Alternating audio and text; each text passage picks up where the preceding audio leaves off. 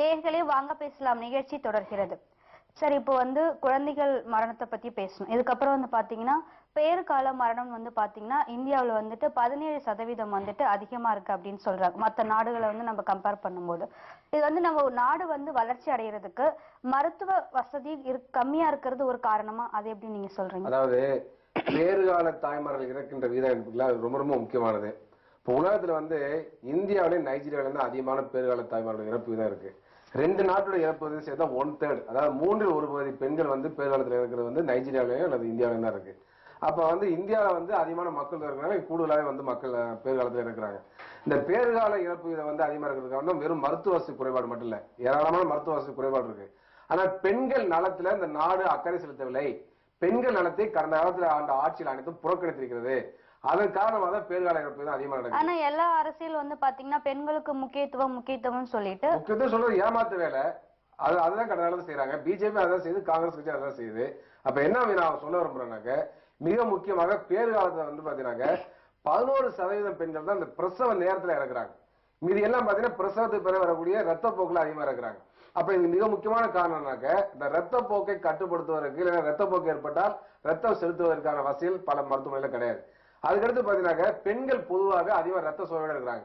இப்போ இந்த சோகையில பெண்களுக்கு முக்கியத்துவம்னா எந்த மாதிரியான முக்கியத்துவம் கொடுக்கணும் நீங்க சொல்ல வரீங்க? பேறுகால தாய்மார்களுக்கு அவங்க பிரெக்னண்டா இருக்கிறப்ப, அதாவது கர்ப்பிணிகளா இருக்கிறப்ப அவங்களுக்கு 3 முறை கட்டாயமாக ஆன்டிநேட்டல் செக்அப் என்று சொல்லக்கூடிய கர்ப்பிணி பெண்களுக்கான மருத்துவ பரிசோதனை கண்டிப்பா செய்ய வேண்டும். குஜராத்திலே பாத்தீங்கன்னா பெண்களுக்கு 80% மேல கர்ப்பிணி பெண்களுக்கு பரிசோதனை பண்ணப்படவில்லை. இன்னும் சொல்ல போனா தலித் மற்றும் எஸ்டி பெண்கள் மிகப்பெரிய புறக்கணிக்கப்பட்ட ஒரு உதாரணத்தை சொல்றேன். இதே போல இந்தியா முழுவதுமே பாத்தீங்கன்னா பல மாநிலங்கள் மிகவும் பின்தங்கி இருக்காங்க. தமிழ்நாட்டுல மட்டும்தான் மிகப்பெரிய முன்னேற்றம் இருக்கு, கேரளாவில் முன்னேற்றம் இருக்கு. அதுக்கான இங்க இருக்கக்கூடிய சமூக ரீதியான சீர்திருத்தம்லாம் ஒரு முக்கியமான காரணங்களா இருக்கு. நல்ல வளர்ச்சி ஒரு காரணமா இருக்கு. ஆனால் இது போன்று பேறுகாலத்துக்கு முன்பாக, பிரசவத்துக்கு முன்பாக இந்த மாதிரி மருத்துவ பரிசோதனை செய்யாதனால பல்வேறு மருத்துவ ரீதியான சிக்கல்கள் உள்ளாகி ரத்த சோகைக்கு உள்ளாகி இறக்கக்கூடிய பரிதாப நிலை ஏற்படுது. அப்ப இதை போக்க வேண்டும் சொன்னால் நாடு முழுவதும் மருத்துவமனைகளை பலப்படுத்த வேண்டும். அதே போல நான் ஏற்கனவே சொன்ன மாதிரி அதிகமாக ரத்த சோகையினால் பெண்கள் பாதிக்கப்படுறாங்க. 48% கர்ப்பிணி பெண்கள் ரத்த சோகையால் பாதிக்கப்பட்டிருக்காங்க. அப்ப அந்த பிரசவ காலத்துக்கு முன்பாக கர்ப்பிணி பெண்களுக்கு போலிக் ஆசிட் இரும்பு சத்து மாத்திரை கொடுத்தாக்க அவங்களுக்கு நிச்சயமாக அந்த ரத்த சோகையை சரி செய்ய முடியும். அப்ப அதன் மூலமாக பாத்தீங்கன்னாக்க பிரசவத்துக்கு பிறகு ஏற்படக்கூடிய ரத்த போக்குவரத்து ஏற்படக்கூடிய இறப்புகள் கணிசமா நம்ம குறைக்க முடியும். அப்ப பல மருத்துவமனைகள் பாத்தீங்கன்னா ஆம்புலன்ஸ் வசதியே கிடையாது. அதே போல அடிப்படையில் மருத்துவர்களே கிடையாது, சிவிலே பல மருத்துவர்களே கிடையாது. இது போன்ற பல்வேறு காரணங்கள் சொல்லியிருக்காரு. பெண்களுக்கான முக்கியத்துவம் எந்த ஒரு அரசியல் கட்சி வந்தாலும் பெண்கள் புறக்கணிக்கப்படுறாங்கன்னு சொல்றாங்க. ஆனா இப்ப பாத்தீங்கன்னா பாரதிய ஜனதா அரசு என்ன சொல்லியிருக்காங்கன்னா 2019 ஒரு மருத்துவ இதுல முழுமையடையும் இந்தியா அப்படின்னு சொல்லியிருக்காங்க. நீங்க என்ன சொல்றீங்க? அதற்கான பட்ஜெட்ல பாத்தீங்கன்னா எய்ம்ஸ் மருத்துவமனை இந்தியா முழுக்க வரும் அப்படின்னு முதல் விஷயம் நம்ம சொல்லியிருக்கோம். எய்ம்ஸ் நம்ம பாத்தீங்கன்னா டெல்லியில மட்டும் தான் இருக்கு. முழுதும் இந்தியா முழுக்க 4 இடங்கள்ல 5 இடங்கள்ல மொத்தமா நம்ம சொல்லியிருக்கோம் அது வரும். அதுக்கு அடுத்தது அண்ணன் சொன்ன விஷயத்துல இன்னொரு விஷயம் என்னன்னா, கிட்டத்தட்ட காங்கிரசும் பாரதிய ஜனதா கட்சியும் பெண்கள் நலனில் எந்த அக்கறையும் எடுத்துக்கலன்னு சொன்னாங்க. கம்யூனிஸ்டுகள் ஆண்ட மேற்கு வங்கத்துல இன்றைய தினம் குழந்தை இறப்பு என்பது கிட்டத்தட்ட 35 வருடங்கள் அந்த மாநிலத்தை ஆண்டிருக்காங்க. அந்த மாநிலத்துல எந்த அளவுக்கு பெண்களுக்கு முக்கியத்துவம் கொடுத்துருக்கீங்க? பெண்களுக்கான எல்லா வசதியும் பண்ணி கொடுத்துருக்கீங்க? கிடையாது. அப்போ எந்த அரசாங்கம், நீங்க சொல்ற மாதிரி எந்த அரசாங்கமும் கிடையாது. கேரளாவும் தமிழகமும் முன்னால இருக்குன்னு இப்போ அண்ணன் வாயில சொன்ன விஷயம் என்ன? காரணம் என்ன? கல்வி. அடிப்படையிலே கல்வி எந்த மாநிலத்தில இருக்கிறதோ அங்க இந்த மாதிரி இறப்புகள் கம்மி. பெண்களுக்கு நீங்க சென்னையில நாங்க ஒரு மருத்துவ முகாம் நடத்தணும் பாரதிய ஜனதா கட்சி சார்பா. அப்போ இந்த ரத்த சோகை நோயை பத்தி அவங்களுக்கு அடிப்படையிலே தெரியல. எந்த பெண்களுக்குமே நாங்க ஒரு ஸ்லம் பகுதியில நடத்துறோம். ரத்த சோகை நோய் என்ன விஷயம்னு தெரியல அவங்களுக்கு. அதுக்கான மருத்துவ முகாம் நடத்தி தொடர்ச்சியாக இதெல்லாம் சாப்பிடணும், இந்த மாதிரி டானிக் எல்லாம் சாப்பிடணும், இதெல்லாம் விஷயங்கள் நம்ம சொல்லும் போது அவங்க இருக்குங்க எனக்கு இந்த மாதிரி ஒரு மயக்கமா இருக்கு, காலையில இருந்தா வேலை செய்ய முடியல, இந்த மாதிரியான அடிப்படை விஷயங்கள் சொல்றாங்கன்னா எதனாலன்றதே அவங்க புரிஞ்சுக்கிறது. அது போதிய விழிப்புணர்வு இல்ல கிடையாது. அரசாங்கம் இந்த விழிப்புணர்வை பெண்கள் கிட்ட கொண்டு போல. அது அதாவது பள்ளி காலத்திலேயே விழிப்புணர்வு இருந்தா தானே சார் விழிப்புணர்வு. அதாவது விழிப்புணர்வு வரும். அவங்க மருத்துவமனைக்கு போனாங்க விழிப்புணர்வு வரும். நீங்க கல்வி கொடுத்தீங்கன்னா வரும். ஏன் கல்வி பெண்களுடைய கல்வியில பின்தங்கி இருக்கும்? ஏன் தமிழ்நாடு முன்னேறி இருக்கு? தமிழ்நாட்டுல பல்வேறு சலுகைகள் மாணவிகளுக்கு தமிழக அரசு வழங்குது. ஏன் மற்ற மாநிலங்களை வழங்கல? ஏன் குஜராத்ல பெண்கள் மிகவும் ரத்த சோகைனாலையும் போஷாக்குறனாலையும் இருக்கிறாங்க? அது வந்து நம்முடைய முன்னாள் முதல்வர் நீங்க சொன்ன மாதிரி குஜராத்ல வந்து பிறக்கிற குழந்தைங்க எல்லாமே வந்துட்டு ஊட்டச்சத்து குறைவா இருக்கிறதாவே ஒரு சர்வே சொல்லியிருக்கு. குஜராத்ல பிறக்கிற குழந்தைங்க எல்லாமே ஊட்டச்சத்து வந்து ரொம்ப மோடி அவர்கள் ஆட்சிக்கு குஜராத்துக்கு வந்த பிறகு குழந்தை இறப்பு கம்மி பண்ணியிருக்காங்க. பேறுகாலத்துல அதாவது கர்ப்பிணியா இருக்கக்கூடிய காலத்துல அரசாங்கம் தொடர்ச்சியாக அவர்களுக்கான எல்லா விதமான அந்த செக் பண்றது அண்ணன் சொன்னார் பாருங்க, அந்த மாதிரியான எல்லா விஷயமும் அரசாங்கம் வந்து அவங்க வீட்டுல போய் அவங்களுக்கு வந்து தொடர்பு கொண்டு செய்ய வேண்டிய விஷயங்களை நாம். ஆனால் அங்க இருக்க குழந்தைகள் வந்துட்டு ஊட்டச்சத்து கம்மியா இருக்குன்ற மாதிரி தான் சர்வே சொல்லி இருக்கு. ஊட்டச்சத்து கம்மியா இருக்கு சர்வேல கொடுத்திருக்காங்க. ஆனா எல்லாம் நம்ம இந்த 65 வருஷத்துல செய்யாத விஷயத்தை உடனே செஞ்சு முடிக்கணும்னா இந்த விஷயங்கள் பெண்களுக்கு பள்ளி காலத்தில இருந்தே அவங்களுக்கு வந்து இந்த அவேர்னஸ் கொடுக்கணுங்க. இந்த பெண்களுக்கான விஷயங்களை வந்து பெண் குழந்தைகள் கண்டிப்பா. ஹெல்த் மினிஸ்டர் என்ன சொன்னாரு, பாலியல் கல்வி கொடுக்க கூடாது அப்படின்னு சொன்னாரு. பாலியல் கல்வி அவர் தவறா புரிஞ்சுக்கிட்டாரு. நாங்க என்ன சொல்றோம்னாக்க அவர் வந்து அமெரிக்கால போய் சொல்றாரு, இங்கே வந்து சொல்றாரு. அப்ப என்னன்னாக்க ஒரு டாக்டரா இருக்க ஹர்ஷவர்தனுக்கு இதை பத்தி தவறான பார்வை இருக்கு. எப்படி நீங்க கல்வி கொடுத்தா வர முடியும்? அவங்களுக்கான அந்த உடல் ரீதியான கல்வி கொடுத்தாதான் சொல்ல முடியும். அதான் செக்ஸ் எஜுகேஷன் பாலியல் கல்வின்னு சொல்றோம். அவ பெண்களுக்கு அதாவது ஒரு +1 +2 10th படிக்கக்கூடிய மாணவிகளுக்கு வந்து ரத்த சோதனை என்ன, அதே போல வந்து மாதவிடாய் காலத்துல எப்படிப்பட்ட சுகாதாரத்தை அனுசரிக்கணும், அதே போல வந்து கர்ப்பிணியான இப்படி எல்லாம் நீங்க உடல் நலத்தை பாதுகாக்கணும், இப்படி எல்லாம் கல்வி கொடுக்கணும். இதை கொடுக்காம நீங்க வந்து எப்படி சரி செய்ய முடியும்? இந்த மாதிரி கல்வி கொடுக்கிறதுக்கு பாலியல் இது கல்வி ரொம்ப முக்கியமா நீங்க சொல்றீங்க. ஆமா, நிச்சயமா முக்கியம். அது மூலமா தான் நம்ம வந்து பேறுகால தாய்மார் இறப்பு விகிதத்தை குறைக்க முடியும். அதே போலவே பச்சிளம் குழந்தைகள் இறப்பு விகிதத்தை குறைக்க முடியும். அதே மாதிரி குழந்தை திருமணத்தை குறைக்க முடியும். இந்த மாதிரி பல்வேறு விஷயங்களை செய்ய முடியும். சின்ன வயதிலே கல்யாணம் பண்ண இந்த மாதிரி பாதிப்பு எல்லாம் வரும், இளம் தாய்மார்களுக்கு இப்படிப்பட்ட உடல்நல கேடெல்லாம் வரும் அப்படிலாம் சொல்லி எஜுகேட் பண்ணாரு. அவங்க வந்து திருமணத்தை மறுப்பாங்க. இப்ப தமிழ்நாட்டுல பாத்தீங்கன்னா பல குழந்தை திருமணம் பெண்களே மறுக்கிறாங்க. நிறைய கலெக்டர் போன் பண்றாங்க, எனக்கு 16 வயசுல ஆகுது, கல்யாணம் வீட்டுல அப்பா அம்மா கல்யாணம் பண்ணிக்கிறான்னு சொல்றாங்க. உடனே கலெக்டர் வந்து மீட்கிறாரு. இதெல்லாம் சமயத்துல நடந்து நிறைய சம்பவம் நடந்திருக்கு. அப்ப இது காரணம் என்ன? அந்த விழிப்புணர்வு தான் காரணம். ஆனா நீங்க ஒரு புறத்துல வந்து விழிப்புணர்வு வேணும்னு நீங்க பேசுறீங்க, ஆனா உங்களுடைய மத்திய அமைச்சர் விழிப்புணர்வு வேண்டாம்னு சொல்றாரு. இது என்ன போக்குது? முரண்பாடா இருக்கிறதா? விளக்கம் கேட்டா என்ன சொல்றாரு? ஆபாச படத்தை வேண்டாம்னு சொல்றாரு. என்ன ஆபாச படம்? ஆபாச படம் என்பது வயதுக்கு மீறிய அந்தந்த வயதுக்கு ஏற்பதான் கொடுக்கணும்னு சொல்றோம். 1ஆம் கிளாஸ் படிக்கிற பொண்ணுக்கு போயிட்டா பெண்களுக்கு போயிட்டு நீங்க பிரசவத்தை பத்தி சொல்லுங்க நான் சொல்றோம். அது கிடையாது. அந்த பருவத்துக்கு ஏற்ற பாலியல் கல்வி வழங்கணும்னு சொல்றோம். அப்ப அதை கூட பாரதிய ஜனதா கட்சி RSS அஜெண்டா, RSS எதை நினைக்கிறதோ அதை திணிக்க பார்க்கிறது. அதை வந்து ஏற்றுக்கொள்ள முடியாது. அதனால பாலியல் கல்வி என்பது அவசியம், கல்வி என்பது பொதுவாகவே அவசியம். அதனால பாரதியார் கூட சொன்னாரு, பெண்கள் கல்வியை வளர்த்தால் வையம் பேதமையாற்றும் காரியம் சொல்லி சொன்னார். அதாவது பெண்களுடைய கல்வி அறிவை வளர்த்தால் உலகத்துல பேதமே இருக்கான்னு சொல்லி பாரதியாரே சொல்லியிருக்காரு. அதாவது பெண் கல்வி ரொம்ப ரொம்ப முக்கியம். கேரளால வந்து மிகப்பெரிய முன்னேற்றம் வந்திருக்கு. அது காரணம் வந்து பெண் கல்வி தான். அந்த பெண் கல்வி காரணம் யாரு? இடதுசாரி அமைப்புகள் தான். அவர் வந்து இல்லைன்னு சொல்ல முடியாது. வெஸ்ட் பெங்கால்ல மருத்துவமனையில் மோசமா இருக்கு. வெஸ்ட் பெங்கால்ல வந்து மருத்துவமனை வளர்ச்சி பின்தங்கி இருக்காது. இடதுசாரிகளும் காரணம் தான். அதை பகிரங்கமா ஏற்றுக்கொள்ள வேண்டும். ஆனா அதே சமயத்துல இந்த பேறுகால தாய்மார்கள் பச்சிளம் குழந்தை இறப்பு இது வந்து மேற்கு வங்கத்தில் ரொம்ப மோசமா இருக்குன்னு சொன்னாலும் அது அப்பட்டமான தவறு. குஜராத்ல மிக மோசமா இருந்தது. இப்போ நமக்கு குஜராத்லயா மேற்கு வங்கத்துல நமக்கு முக்கியம் வந்து இந்தியா நாடு வந்துட்டு வளர்ச்சி அடையதை பத்தி நம்ம பேசிட்டு இருக்கோம். மேற்கு வங்கம் குஜராத் நமக்கு தேவை. அந்த போட்டியில் யாரும் போக விரும்பல. ஆனா அவர் வந்து தேவையில்லாம மேற்கு வங்கத்தின் மூலமா கம்யூனிஸ்ட் எதிர்ப்பு திணிக்கிறாரு. நான் என்ன சொல்ல வரேன், இந்தியாவை ஒட்டுமொத்தமா பேசுவோம். இந்தியாவில பேசினவங்க பேறுகால தாய்மார்கள் குறைக்கணும், இறப்பு விகிதம் குறைக்கணும். அதுக்கு என்ன நடவடிக்கை எடுக்கணும் நீங்க சொல்ல வரீங்க? நீங்க அப்புறம் கேட்டீங்க 2019 அனைவருக்கும் அடிப்படை சுகாதாரத்தை கொடுக்கணும் அரசு அறிவிச்சிருக்கு, செய்ய முடியும். ஐயா வந்து செய்ய முடியும்னு சொல்றாரு நண்பர். நான் செய்ய முடியாதுன்னு சொல்றேன். ஏன்னா கடந்த ஆண்டு ஹெல்த் பட்ஜெட் 37,000 கோடி ரூபாய், இப்ப அவங்க ஒதுக்கியது 39,000 கோடி ரூபாய். இந்த 39,000 கோடி, அதாவது உலக நல நிறுவனம் என்ன சொல்றதுனாக்க அடிப்படையாக ஹெல்த்துக்கு வந்து அரசாங்கமே ஜிடிபில 5 விழுக்காடு நிதி ஒதுக்கணும்னு சொல்லுது. சுதந்திர இந்தியாவில இதுவரை 1.2% மேல ஜிடிபில அரசாங்க நிதியை ஒதுக்கல. அப்படி இருக்கின்ற பொழுது நீங்க எப்படி அனைவருக்கும் ஆரோக்கியத்தை கொடுக்க முடியும்? அனைவருக்கும் எப்படி நலவாழ்வு வழங்க முடியும்? இன்றைய நிலைமையில இன்றைய விலைவாசியில பாத்தீங்கன்னாக்க அனைவருக்கும் மருத்துவமனையில படுக்கை வசதி, அதாவது வரக்கூடிய நோயாளிகள் இருக்க பாத்தீங்களா, மக்கள் தொகைக்கு ஏற்ப மருத்துவமனையில படுக்கை வசதி மட்டும் ஏற்படுத்துவதற்கு இந்தியாவில வந்து 13 லட்சம் கோடி ரூபாய் வேணும். ஆனா உங்களுக்கு ஒட்டுமொத்த பட்ஜெட் எவ்வளவு? 17 லட்சம் கோடி ரூபாய் தான். அப்படி இருக்கின்ற பொழுது 2019 இப்படி அனைவருக்கும் ஆரோக்கியத்தை நீங்க கொடுக்க போறீங்க. அதாவது வாய் சவடால் வாய் பந்தல் இது வந்து நிச்சயமா நிறைவேற்ற முடியாது. அதனால நான் என்ன சொல்றேன்னா, படிப்படியாக மக்கள் நல்வாழ்வுத்துறைக்கான நிதியை அதிகமா ஒதுக்கின்ற பொழுது சாத்தியமாகும். நிதியை ஒதுக்கினா மட்டும் பார்த்தாது, உங்களுடைய ஹெல்த் பாலிசியில மாற்றம் வரணும். அதாவது இந்தியாவில சுதந்திர இந்தியாவில முதல்ல 1983 ஒரு ஹெல்த் பாலிசி வந்துச்சு. அதே மாதிரி 2002 ஒண்ணு வந்துச்சு. 2002 இந்தியாவில யார் ஆட்சியில் இருந்தாங்க? பிஜேபி தான். ஒரு நாட்டுல வந்து ஒரு சுகாதார கொள்கை உருவாக்கின்ற பொழுது சுகாதாரத்துறை நிபுணர்கள், அதே போல பல்வேறு அமைப்பு சாரா அரசு சாரா நிறுவனங்கள், சமூக ஆர்வலர்கள் இவங்களெல்லாம் கூப்பிட்டு எப்படிப்பட்ட ஹெல்த் பாலிசி வேணும் அப்படின்னு சொல்லி விவாதிக்கணும். ஆனா வாஜ்பாய் கவர்மெண்ட் என்ன செஞ்சானாக்க குமாரமங்கலம் பிர்லாவையும் முகேஷ் அம்பானியும் கூப்பிட்டு இந்தியாவில எப்படிப்பட்ட ஹெல்த் பாலிசி வேணும்னு சொல்லி கேட்டாங்க. நான் என்ன சொல்ல வரேன்னாக்க முகேஷ் அம்பானியும் நம்முடைய குமாரமங்கலம் பிர்லாவும் மிகப்பெரிய பணக்காரர்கள். அவங்கள்ட்ட போய் ஹெல்த் பாலிசி கேட்டா என்ன சொல்லுவாங்க? மருத்துவத்துறை மீண்டும் மேலும் வியாபாரமயமாக்குறது ஐடியா சொல்லுவாங்க.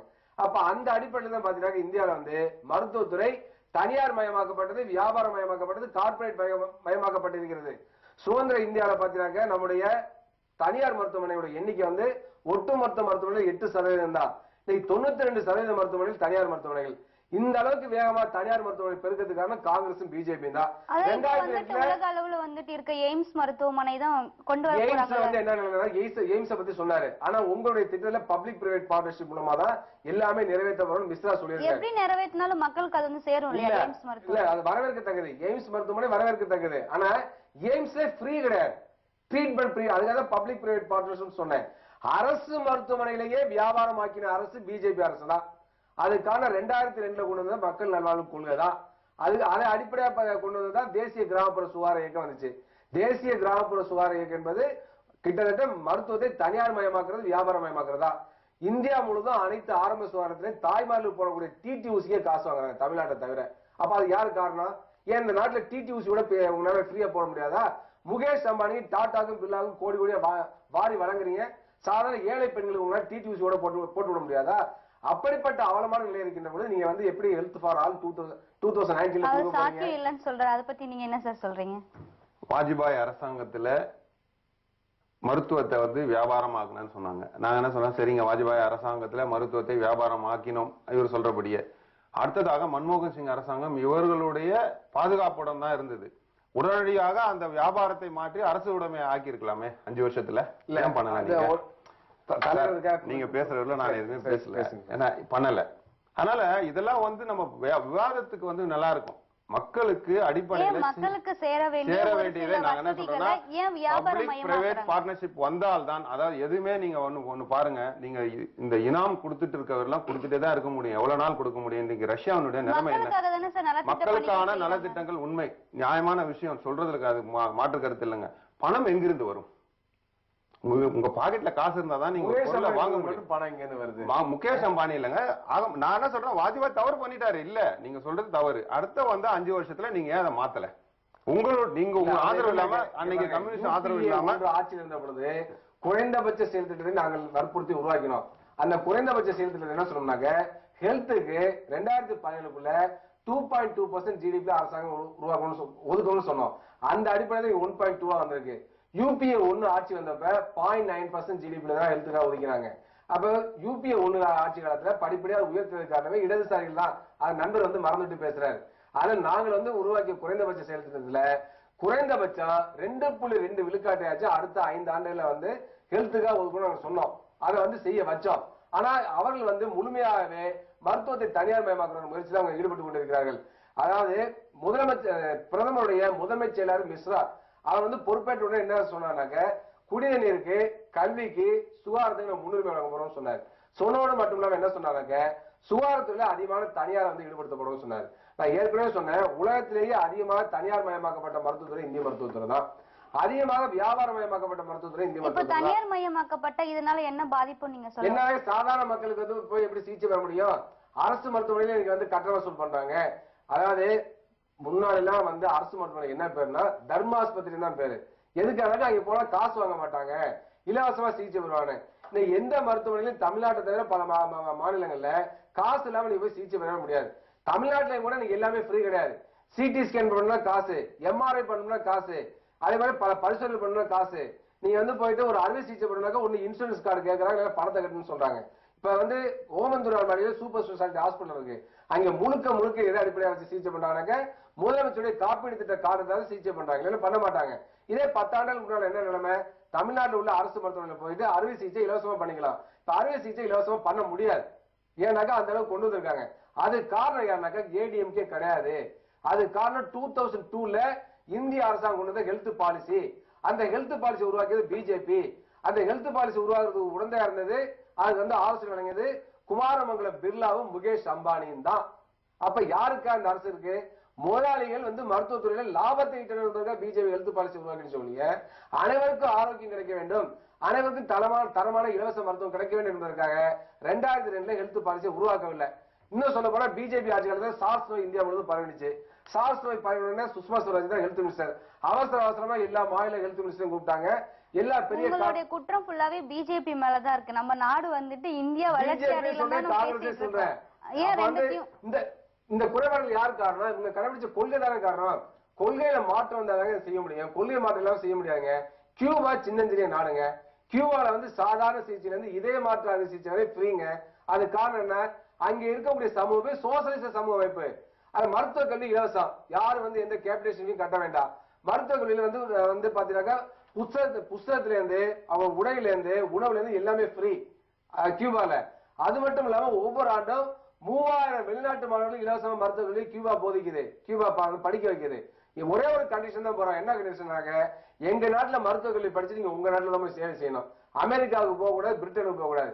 அதான் ஏழை நாடுகளுக்கு. இப்போ வந்து சார் வந்து சொல்றாரு மருத்துவ துணை வந்துட்டு வாஜ்பாய் அரசுல எல்லா தனியார் மயமாக்கப்பட்டதால் தான், அதாவது மருத்துவ வசதி வந்து யாருக்கும் போய் சேரல அப்படின்ற மாதிரி சார் சொல்றாரு. உண்மையான விஷயமே கிடையாதுங்க. அவர் சொல்றது முழுக்க அப்பட்டமான. ஏன்னா குமாரமங்கலம் பிர்லாவோ அம்பானியோ இந்த மருத்துவ காப்பீடு திட்டத்துல எந்த இடத்துல அவங்க கிட்ட ஐடியா கேட்டிருக்கலாம், பேசியிருக்கலாம். ஆனா அவர்களோட சொன்னதை எல்லாம் செய்யல.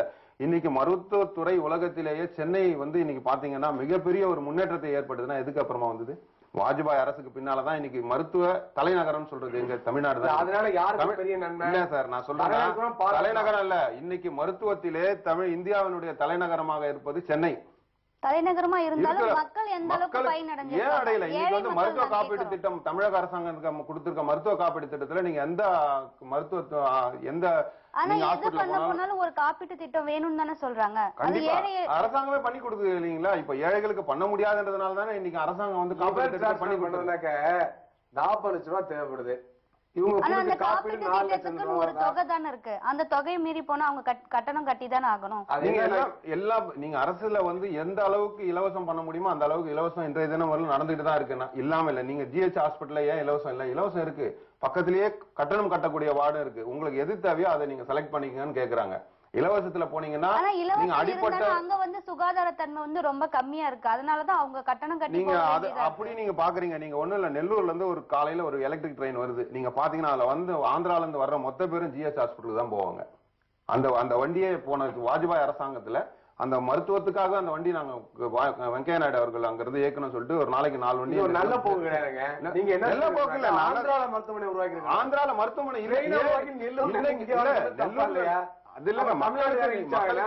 தமிழ்நாட்டு மக்களுடைய வசதிக்காக தமிழ்நாட்டுல மருத்துவமனை. காசு கொடுத்து நான் வந்து தெலுங்கு மக்களுக்கு எதிரான இல்ல, ஆந்திர மக்களுக்கு எதிரான சகோதரர்கள் தான். ஆனா பிஜேபி அரசாங்கம் என்ன செய்யணும்? ஆந்திரால வசதினா ஆந்திரால வசதி உருவாக்க நிதி ஒதுக்குங்க. அங்க 2 எய்ம்ஸ் எல்லாருக்குமே வசதி பண்ணி கொடுக்கறாங்க. இலவச மருத்துவம் இலவசமா வந்து ஒரு மருத்துவ வசதி அடையறாங்கன்னா அது சுகாதாரமா இல்ல அப்படின்னு சொல்லிட்டு அதனாலதான் வந்து தனியார் மருத்துவமனைக்கு போறாங்க. ஏன் அது வந்து அரசு மருத்துவமனையில சுகாதாரத்தை ஏன் சரியா பின்பற்றுறது? சுகாதாரத்தை மாநில அரசாங்கம் பண்ண வேண்டிய விஷயங்க. மாநில அரசாங்கத்துல இன்னைக்கு கிராமப்புறங்கள்ல எவ்வளவு டாக்டர் போய் வேலை செய்யறாங்க கேளுங்க. இவரும் மருத்துவம் படிச்சிருக்காரு. எத்தனை மாணவர்கள் படித்து விட்டு அரசாங்க மருத்துவமனையில கிராமத்துல வேலை கொடுத்தா எத்தனை பேர் போய் அந்த நேரத்துல போய் உட்கார்றாங்க? நீங்க காலையில 7 மணிக்கு ஒரு டாக்டர் இருக்கணும். இன்னைக்கு தமிழகம் முழுக்க இருக்க கிராம பகுதியில இருக்க மருத்துவ இவருக்கு எல்லா விஷயம் தெரியும். செவிலியர்கள் தான் இன்னைக்கு பிரசவம் பாக்குறாங்க. டாக்டர்கள் யாரும் போறது இல்ல. சொல்ற மாதிரி பாத்தீங்கன்னா எல்லா டாக்டரும் வந்து பாத்தீங்கன்னா கிராமப்புறத்துக்கு போறது இல்ல. அவங்க கவர்மெண்ட் டாக்டரா இருந்தாலுமே அவங்களுடைய கிளினிக் தனியா ரன் பண்ணிட்டு அதுல ஃப்ரீயா இருக்க டைம்ல தான் வந்துட்டு மருத்துவத்துக்கு போறாங்க. குறைபாடு இருக்கு, நான் இல்லைன்னு சொல்ல வரல. அதுக்கு காரணமே இந்த அரசாங்கம் தான். கியூபால எங்கேயாச்சும் தனியா பிராக்டிஸ் எல்லாத்துக்கும் நம்ம அரசு தான் காரணம். அரசு பாலிசி தான் காரணம். கியூபால எங்கேயாச்சும் தனியா பிராக்டிஸ் இருக்கா? ஏன் இல்ல? ஏன்னாக்கா அங்க வந்து அரசாங்கமே மருத்துவ தேவையானதான் எல்லாம் செய்யுது. இங்க வந்து பாத்தீங்கன்னாக்க டாக்டர்ஸ கான்ட்ராக்ட்ல போறாங்க. எவ்வளவு சம்பளம்? பிஜேபி ஆட்சியெல்லாம் போட்டாங்க 8000 ரூபாய் சம்பளம். 8000 சம்பளத்தை ஒரு டாக்டர் எப்படி இருக்க முடியும்? இப்ப சென்னை மாநகரத்தில் டாக்டர் போறாங்க. எப்படி தெரியுமா? நேரடியா கான்ட்ராக்ட். இப்ப வந்து மத்திய அரசு வந்து டாக்டரோட சம்பளத்தை உயர்த்தி போடுறாங்க. அப்ப அதாவது இப்போ நான் என்ன கேக்குறேன், மருத்துவ மாணவர்களுக்கு 16,000 ரூபாய், டெல்லியில 27,000 ரூபாய் சம்பளம். இன்னைக்கு மருத்துவ மாணவர்களுக்கு 27,000 மத்திய அரசு கொடுக்கிற சம்பளம் வந்து அதிகமா இருக்கு மாநில அரசை விட. இப்போ டாக்டர் வந்து ஸ்டைபன் பத்தி சொல்றாரு. ஸ்டைபன் வந்து மத்திய அரசு வந்து படிக்கக்கூடிய மாணவர்களுக்கு 77,000 ரூபாய் கொடுக்குறாங்க, 27,000 கிடையாது. ஆனா படித்து முடித்த பிறகு வரக்கூடிய டாக்டர் இருக்காங்க பாத்தீங்களா, அவங்களுக்கு எவ்வளவு ஊதியம்? 10,000 ஊதியம் கான்ட்ராக்ட்ல. எப்படி வேலை செய்வாங்க? அதனால வந்து நீங்க மனிதாபிமான அடிப்படையில் பார்க்கணும். டாக்டர் நம்ம நாட்டு குடிமக்கள்னு பார்க்கணும். அவருடைய உழைப்பு கேட்டு ஊதியத்தை கொடுக்கணும். கிராமப்புறத்துல போய் பணியாற்றாங்கன்னா அதுக்கான வசதியில செய்து கொடுக்கணும். அதெல்லாம் செய்யாம ஏதோ அடிமை மாதிரி ட்ரீட் பண்ண. அன்புமணி ராமதாஸ் சுகாதாரத்துறை மந்திரியா இருக்கும்போது ஒரு விஷயம் சொன்னாரு. ஒரு வருடம் கண்டிப்பாக கிராமத்துல போய் வேலை செய்யணும்னா மொத்த மருத்துவ மாணவர்களும் இந்தியா முழுக்க ஸ்ட்ரைக் பண்ணாங்க. கிராமத்துக்கு நாங்க போக மாட்டோம். அன்றைய தினம் கம்யூனிஸ்டுகளும் அந்த அரசாங்கத்துல இருந்தார்கள். இல்ல இருந்தாங்க அவங்களும் அந்த அரசாங்கத்துல. அன்னைக்கே நீங்க அதை சொல்லி இருக்கணும். நாங்க கட்சி தவறா சொல்லக்கூடாது. நாங்க வெளியில இருந்து குறைந்தபட்ச செயலுக்கு ஆதரவு கொடுத்தோம். ஆனா இந்த திட்டத்தை எதிர்த்தோம். எதிர்த்ததன் காரணமா நாங்க இந்த போராட்டம் நடத்தினோம். டாக்டர் அன்புமணி ராமதாஸ் வந்து அரசு ஆதரிச்சாங்க, அரசும் எதிர்த்து ஆர்ப்பாட்டம் பண்ணிட்டாங்க. இப்ப கேரளால வந்து கேரளால இடதுசாரி அரசாங்கம் இருந்தா கூட தொழிற்சங்களை ஆர்ப்பாட்டம் பண்ணோம். எதுக்காக? கோரிக்கைக்காக. எங்க அரசாங்கம் வந்து எங்க தொழிற்சாலை வந்து போராடக்கூடாதுன்னு சொல்ல முடியுமா? அழுதவங்கதான் பால் குடிக்கும். அப்ப அரசாங்கம் காங்கிரஸ் அரசாங்கம் ஏன் காங்கிரஸ் ஆதரிச்சோம்? பிஜேபி என்ற மதவெறி கட்சி ஆட்சி வரக்கூடாதுன்னு ஆதரிச்சோம். மக்கள் வர வச்சுட்டாங்க. மக்கள் வர வச்சுட்டாங்க. மக்களுக்கு ஆதரிச்சாங்க. என்ன காரணம்? காங்கிரஸ் மேல உள்ள கடுமையான கோபத்தால அந்த சனியம் போய் இது வந்தா கூட பரவாயில்ல நினைச்சிட்டு விட்டாங்க. அதான் காரணம். அப்ப அதனால வந்து உங்களை பெரிய நல்லாட்சி வழங்கிடுவாங்க அப்படிங்கிற நம்பிக்கையில கிடையாது. அந்த சனியம் போகட்டும், வேற ஒண்ணு வரட்டும் அப்படிங்கிற அடிப்படையில் கோபத்துல பிஜேபி வந்து அவங்க வரவேற்றிருக்காங்க இல்லையா மக்கள்? என்ன வரவேற்றிருக்காங்க? முழு மெஜாரிட்டி இல்ல, தவறு அது. மைனாரிட்டி மக்கள் போட்ட ஒட்டுமொத்த 61% வாக்கு, 68% வாக்குல வெறும் 31% வாக்குல தான் வாங்கிட்டு பிஜேபி வந்து ஆட்சி வந்திருக்கு. 31. அதே போல என்டிஏல வந்து வெற்றி பெற்ற வேட்பாளர்ல கிட்டத்தட்ட 85 பேர் வாங்கின வாக்குகள் தெரியுமா? ஒட்டுமொத்த வாக்குல போலான வாக்குகள்ல 7% வாக்குகள் தான். அதாவது 68% வாக்குகள் போலாயிருக்கு. அதுல 7% வாக்குல வாங்கிட்டு எம்பியா வந்திருக்காங்க. இது அமோக வெற்றியா? நான் கேட்கிறேன். சுதந்திர இந்தியாவிலேயே மிக குறைவான வாக்குகளை பெற்று அதிகமான எம்பிகள் ஜெயிச்சு இந்த ஆட்சி காலத்துல இந்த தேர்தல் பாராளுமன்ற குறைபாடு இருந்தாலும் ஏத்துக்கிறோம். ஏன்னாக்க மக்கள் வாக்களிச்சிருக்காங்க. ஆனா அமோக ஆதரவுங்கிறத ஏற்றுக்கிறோம். தொடர்ந்து இதை பத்தி பேசலாம் ஒரு இடைவேளைக்கு அப்புறம். நேயர்களே வாங்க பேசலாம் நிகழ்ச்சியில் ஒரு சிறிய இடைவேளை.